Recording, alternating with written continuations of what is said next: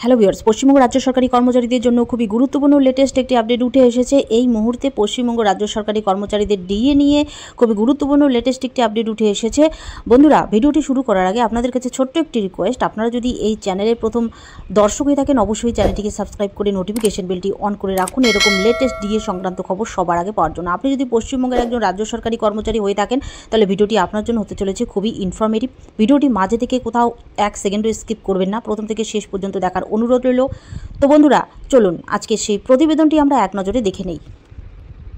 DA মামলায় জয় রাজ্য সরকারের, সুপ্রিম কোর্টে শুনানির আগে দাবি কর্মী পক্ষের। তারিখ পে তারিখ বাংলার ডিএ মামলাকে ঘিরে সুপ্রিম কোর্টে এটাই হয়ে আসছে। বছরের পর বছর ধরে মামলা লিস্টেড হচ্ছে, অথচ সুরাহা কিছুই হচ্ছে না।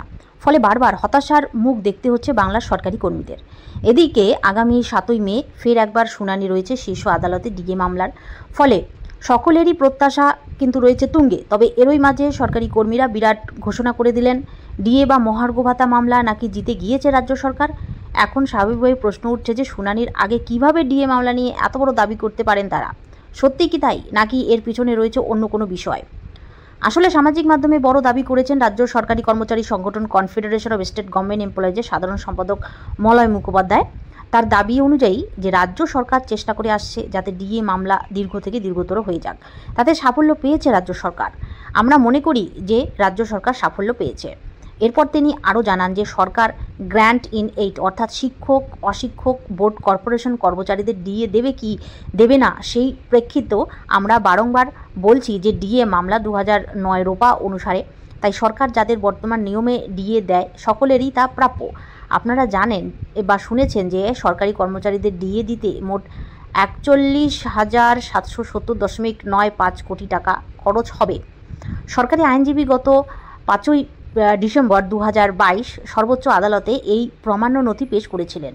তো সরকারি আইনজীবী মারফত আমাদেরকে দেওয়া যে নথিটি আমরা গত 11/12/2022 গ্র্যান্ট ইন এইড কর্মচারীদের উদ্দেশ্যে তা পোস্ট করেছিলাম। এ বিষয়ে আমার এবং আমাদের সংগঠনের সভাপতির বেশ কয়েকটি ভিডিও আছে। তথাপি আজও আমাদের শুনতে হচ্ছে শিক্ষকরা যাতে ডিএ না পায়, সেদিকেই নাকি আমাদের নজর। 2022 সালের মে মাসে কলকাতা হাইকোর্ট রাজ্য সরকারকে নির্দেশ দেয় যে তারা যেন কেন্দ্রীয় সরকারি কর্মচারীদের সমান হারে তাদের কর্মচারীদের ডিএ দেয়। তবে রাজ্য সরকার এই সিদ্ধান্তকে সুপ্রিম কোর্টে চ্যালেঞ্জ করে, যেখানে মামলাটি এখনও অমীমাংসিত রয়েছে। 2022 সালে সুপ্রিম কোর্টে ডিএ মামলা শুরু হওয়ার পর এই প্রথমবার বাংলার বিবরণীতে এটিকে টপ অফ দ্য লিস্ট বা তালিকার শীর্ষে রাখা হয়েছে। এর মানে দাঁড়াচ্ছে আগামী 7ই মে প্রথমেই এই মামলা শুনানি হবে। এই ঘটনা অত্যন্ত তাৎপর্যপূর্ণ, কারণ এর ফলে আশা করা হচ্ছে যে মামলাটি ওই দিন অবশ্যই শোনা হবে এবং কোনো কারণে পিছিয়ে যাওয়ার সম্ভাবনা কম। যদিও অন্য কথা বলছেন সরকারি কর্মীদের নেতাকর্মীরা।